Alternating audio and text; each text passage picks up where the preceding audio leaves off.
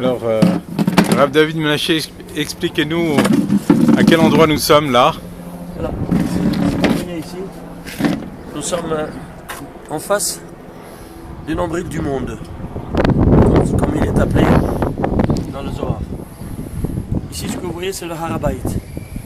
C'est la montagne de la maison. Quand on dit la maison, il y a une seule maison, c'est celle de Dieu.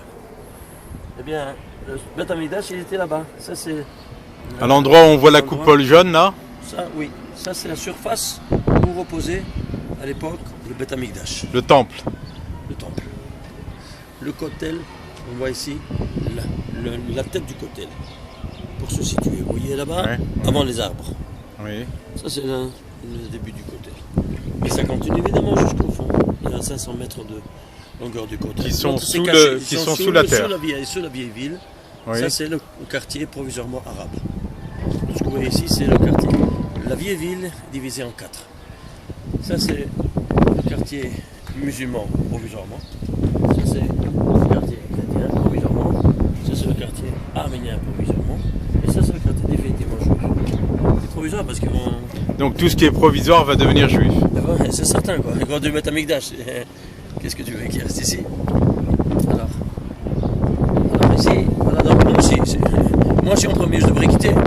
Je suis pas Kohen, probablement c'est le Kohanim.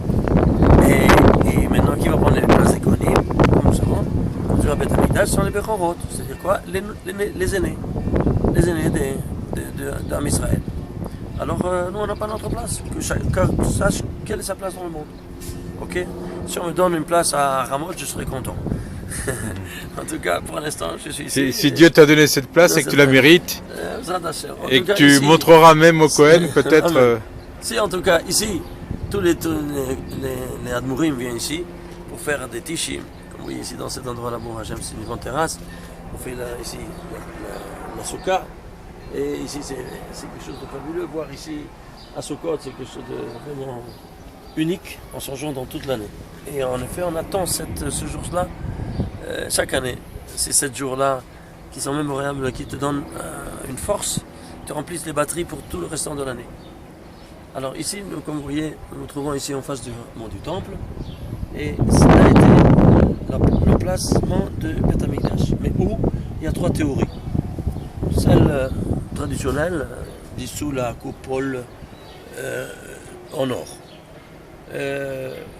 La deuxième entre les arbres, derrière le côté. La troisième, faire les arbres là-bas, dans le coin. Vous voyez des arbres ici, au coin.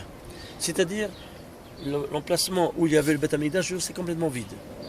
Et cette troisième dimension, c'est celle qui est aujourd'hui la plus acceptée, ce qu'on appelle du professeur Kaufmann, professeur universitaire, qui a fait ses recherches à ce propos-là. Et on l'a adoptée parce que c'est la plus probante à travers des sonars qu'il a fait, à travers toute l'étude approfondie avec les Mishnah et tout ça. Alors on a dépisté que là-bas c'est le... Là-bas, c'est-à-dire l'Evenashtia, c'est-à-dire la pierre angulaire sur laquelle il y a eu la Kedat Israq. Tu peux montrer cet endroit de façon... Malheureusement, si vous voyez ici dans ces arbres, des arcades, Oui. Il y a une première série des arcades, le premier level, la deuxième série et une troisième série entre les arbres. Oui. Là, ça fait un angle de 90 degrés. D'accord. Dans cet angle de 90 degrés, ici, entre les deux, il y a une coupole. Une coupole, on voit à peine la sortie entre les arbres. Et cette coupole-là, elle s'appelle aujourd'hui Kippat Arawah. Kippat Arawah. En hébreu, la coupole des démons en français. Des démons? Des démons, oui. Et pourquoi elle a été ainsi appelée? Parce que les Arabes voyaient qu'il y avait une pierre en dessous de cette coupole. Et elle était en surface de toute cette surface-là droite, où repose la mosquée, ce qu'on appelle aujourd'hui la mosquée d'Omar, qui n'a aucune raison d'être appelée ni mosquée. Omar, oui, parce que lui, mais c'est pas une mosquée. Et pour aussi que c'est une mosquée. Quand Omar il a découvert que c'était là-bas où il y a eu la Akedat Israq, et évidemment, Abraham il a fait la Akedah, et qui c'est Abraham? C'est Ibrahim. C'est aussi également leur père. Il a voulu reconstituer la sacralité du lieu. Et il a construit ce que vous voyez. Et quand il a terminé cette construction, il a appelé les les Chachamim de l'époque, il a dit voilà les clés, à vous d'en faire une synagogue. C'était en quelle année? C'était il y a quelques milliers d'années de ça, quand il a terminé toutes ces constructions. Il a dit voilà, à vous les clés. Et quand il dit mais nous on ne peut pas monter sur cet endroit-là. Et pourquoi? Parce qu'on est tout matmet, on est impur. On ne peut pas monter sur une surface. Tout sur la planimétrie, c'est à la on n'a pas le droit parce qu'on ne sait pas exactement sur le code. Oui, l'endroit et on ne peut pas marcher dessus. On ne peut pas marcher dessus. Alors, que je veux faire ça? Si tu nous as demandé quoi faire avant de le construire, c'est ton problème.